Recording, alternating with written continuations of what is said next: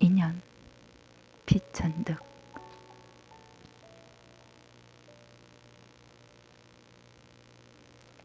지난 4월 춘천에 가려고 하다가 못 가고 말았다. 나는 성심여자대학에 가보고 싶었다. 그 학교에 어느 가을 학기 매주 한 번씩 출강한 일이 있다. 힘드는 출강을 하게 된 것은 주수녀님과 김수녀님이 내 집에 오신 것에 대한 예의도 있었지만 나에게는 사연이 있었다. 수십 년 전에 내가 17 되던 봄, 나는 처음 동경에 간 일이 있다. 어떤 분의 소개로 사회교육과 미우라 선생 댁에 유숙을 하게 되었다. 시바쿠 시로간에 있는 그 집에는 주인 내외와 어린 딸 세 식구가 살고 있었다. 하녀도 서생도 없었다. 눈이 예쁘고 웃는 얼굴을 하는 아사코는 처음부터 나를 오빠같이 따랐다. 아침에 나왔다고 아사코라는 이름을 지어주었다고 하였다. 그 집들에는 큰 나무들이 있었고 1년초 꽃도 많았다. 내가 간 이튿날 아침, 아사코는 스위트피를 따다가 학병에 담아 내가 쓰게 된 책상 위에 놓아주었다. 스위트피는 아사코같이 어리고 귀여운 꽃이라고 생각하였다. 성심여학원 소학교 1학년인 아사코는 어느 토요일 오후 나와 같이 저희 학교까지 산보를 갔었다. 유치원부터 학부까지 있는 카톨릭 교육기관으로 유명한 이 여학원은 시내에 있으면서 큰 목장까지 가지고 있었다. 아사코는 자기 신발장을 열고 교실에서 신는 하얀 운동화를 보여주었다. 내가 동경을 떠나던 날 아침, 아사코는 내 목을 안고 내 뺨에 입을 맞추고 제가 쓰던 작은 손수건과 제가 끼던 작은 반지를 이별의 선물로 주었다.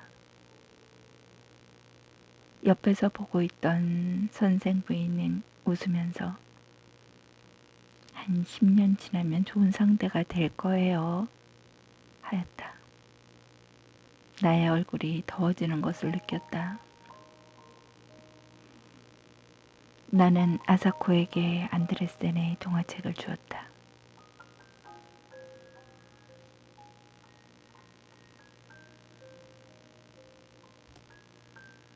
그 후 10년이 지났다. 그동안 나는 국민학교 1학년 같은 예쁜 여자아이를 보면 아사코 생각을 하였다.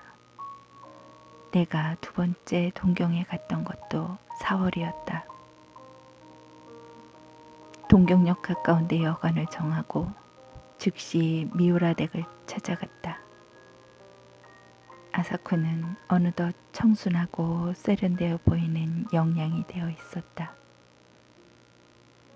그 집 마당에 피어있는 목련꽃과도 같이. 그때 그는 성심여학원 영문과 3학년이었다. 나는 좀 서먹서먹했으나 아사코는 나와의 재회를 기뻐하는 것 같았다. 아버지 어머니가 가끔 내 말을 해서 나의 존재를 기억하고 있었나 보다.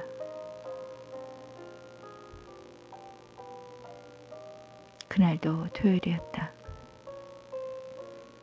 저녁 먹기 전에 같이 산보를 나갔다. 그리고 계획하지 않은 발걸음은 성심여학원 쪽으로 옮겨져 갔다. 캠퍼스를 두루 거닐다가 돌아올 무렵 나는 아사코 신발장은 어디 있느냐고 물어보았다. 그는 무슨 말인가 하고 나를 쳐다보다가 교실에는 구두를 벗지 않고 그냥 들어간다고 하였다. 그리고는 갑자기 뛰어가서 그날 잊어버리고 교실에 두고 온 우산을 가지고 왔다.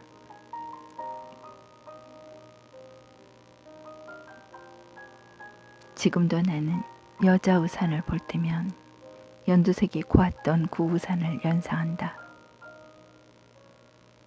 셀브루의 우산이라는 영화를 내가 그렇게 좋아한 것도 아사코의 우산 때문인가 한다. 아사코와 나는 밤늦게까지 문학 이야기를 하다가 가벼운 악수를 하고 헤어졌다. 새로 출판된 버지니아 울프의 소설 세월에 대해서도 이야기한 것 같다.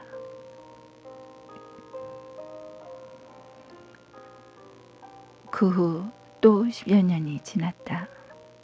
그동안 제2차 세계대전이 있었고 우리나라가 해방이 되고 또 한국 전쟁이 있었다. 나는 어쩌다 아사코 생각을 하곤 했다. 결혼은 하였을 것이요 전쟁통에 어찌 되진 않았나, 남편이 전사하진 않았나 하고 별별 생각을 다 하였다. 1954년 처음 미국 가던 길에 나는 동경에 들러 미우라 댁을 찾아갔다.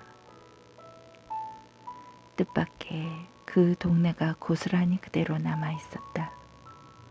선생네부는 흥분된 얼굴로 나를 맞아주셨다. 그리고 한국이 독립이 돼서 무엇보다도 잘 됐다고 치하를 하였다. 아사코는 전쟁이 끝난 후 메가더 사령부에서 번역 일을 하고 있다가 거기서 만난 일본인 이세와 결혼을 하고 따로 나서 산다는 것이었다. 아사코가 전쟁 미만인이 되지 않은 것은 다행이었다. 그러나 이세와 결혼하였다는 것이 마음에 걸렸다. 만나고 싶다고 그랬더니 어머니가 아사코의 집으로 안내해 주셨다.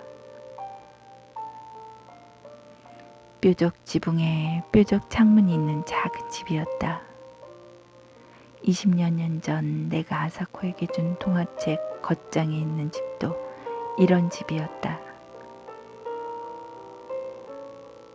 아, 이쁜 집. 우리 이 다음에 이런 집에서 같이 살아요. 아사코의 어린 목소리가 지금도 들린다.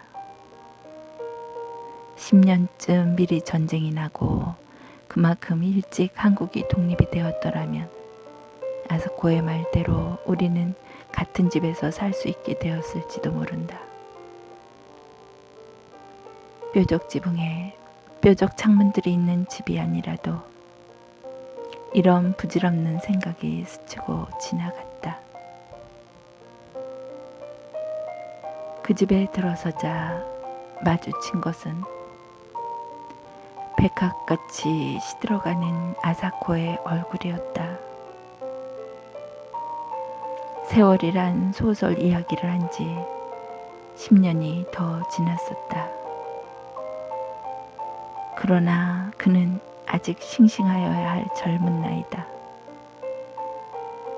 남편은 내가 상상한 것과 같이 일본 사람도 아니고 미국 사람도 아닌, 그리고 진주군 장교라는 것을 뽐내는 것 같은 사나이였다.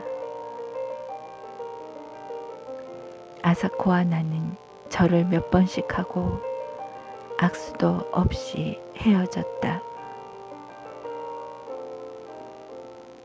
그리워하는데도 한 번 만나고는 못 만나게 되기도 하고, 일생을 못 잊으면서도 아니 만나고 살기도 한다. 아사코와 나는 3번 만났다. 3번째는 아니 만났어야 좋았을 것이다. 오는 주말에는 춘천에 갔다 오려 한다. 소양강 가을 경치가 아름다울 것이다.